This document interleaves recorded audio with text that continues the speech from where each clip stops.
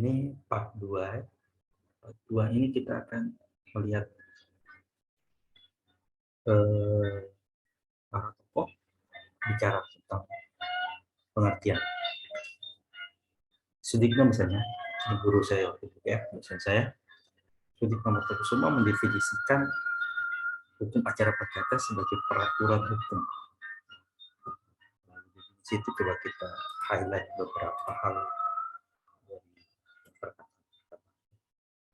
dan sebagai peraturan hukum. Oke, itu sepangkap peraturan yang mengatur bagaimana kita bicara tentang menjamin artinya hukum perdata material. Nah, jadi hukum pada formil itu menjamin, konsepnya jaminan untuk ditaatinya hukum perdata material. Jadi begini, sekarang terjadi, emang kalau saya nggak ngelakuin itu terus gimana? Kan gitu ya. Terus kalau saya nggak mau bayar gimana? Kan gitu. Proses-proses menghindari yang seperti itu ada hukum formil untuk menjamin ditaatinya. Karena itu di sini disebutkan oleh Prof. Sudikno itu melalui perantaraan hakim. Hakim itu sebagai perantara. Yang pengadilan itu ya konteksnya sebagai perantara penjaminan agar ditaatinya hukum perdata material. Jadi ini menurut Pak Wirano Projodipuro, hukum acara perdata adalah rangkaian peraturan sama peraturan.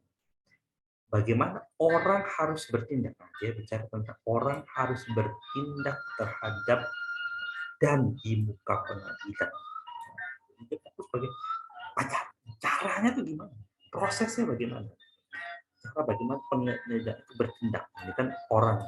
Nah, jadi kalau ada pelanggaran terhadap budak material itu kan ada orang mengajukan gugatan misalnya. Itu kan orang. Lalu dia bagaimana cara mengajukan gugatan? Di muka pengadilan itu bagaimana prosesnya? Lalu pengadilannya sendiri bertindaknya dengan cara mengadilinya. Itu juga termasuk orang yang mempertahankan haknya sebagai tergugat. Kan belum tentu orang yang menggugat itu pasti betul. Orang penggugat bilang, wah dia belum bayar Pak. Kata tergugat, saya sudah bayar, ini saya punya bukti bahwa saya pernah membayar. Gitu. Ya, itu highlight-nya. Lanjut, ada Pak Abdul Qadir. Dia katakan di sini hukum acara perdata sebagai peraturan hukum yang mengatur proses penyelesaian sengketa perdata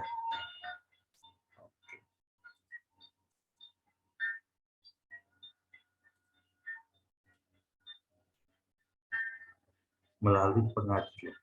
Ya, penyelesaian hukum itu bagaimana? Ya, disebutkan dari gugatan sampai bagaimana putusan hakim itu dikabulkan. Ketika diputus tuh, oh dia wajib bayar sekian.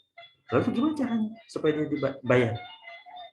Buang dulu aja nggak mau bayar, kan gitu. Nanti ada proses di akhir kita sebut dengan eksekusi. Model eksekusi, bagaimana pelaksanaan putusan hakim itu nanti akan kita bahas di akhir di sesi ini, di sesi perkuliahan ini maksudnya.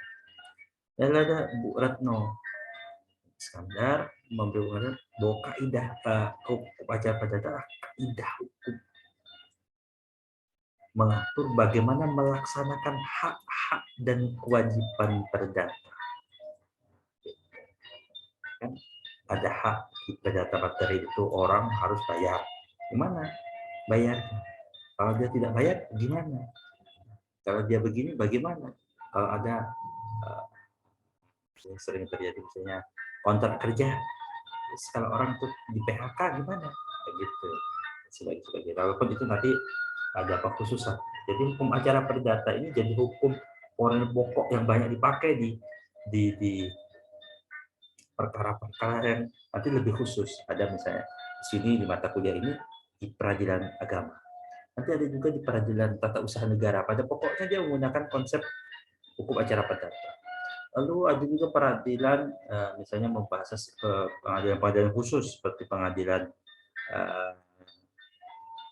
apa namanya tuh hubungan industrial.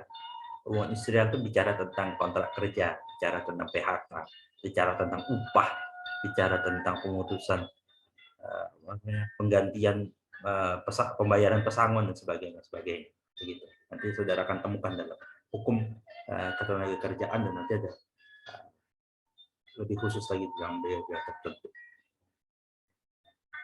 Iya. Oke. Jadi secara garis besar kita bisa tarik gitu. Apa sih yang dibahas dalam acara perdata adalah pembahasan tentang tahapan-tahapan dari peradilan perdata.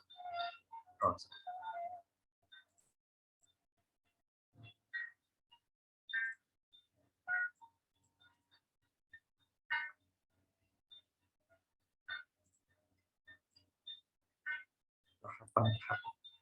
Oke. Dari pengajuan gugatan, pemeriksaan gugatan, pembuktian, putusan, upaya hukum yang tadi kita bahas ya. Kalau Mas tidak setuju dia akan menunjukkan upaya hukum. Lalu terakhir kalau orangnya tidak mau melaksanakan putusan hakim bagaimana? Oh dulu dia nggak bayar Pak, diputus dia harus bayar tuh. Lalu dulu aja dia nggak mau bayar Pak, sekarang gimana lagi nagihnya? Ada proses namanya eksekusi. Gitu ya. Intinya seperti itu. Apa yang akan kita pelajari selama 1 semester ke depan. Terima kasih.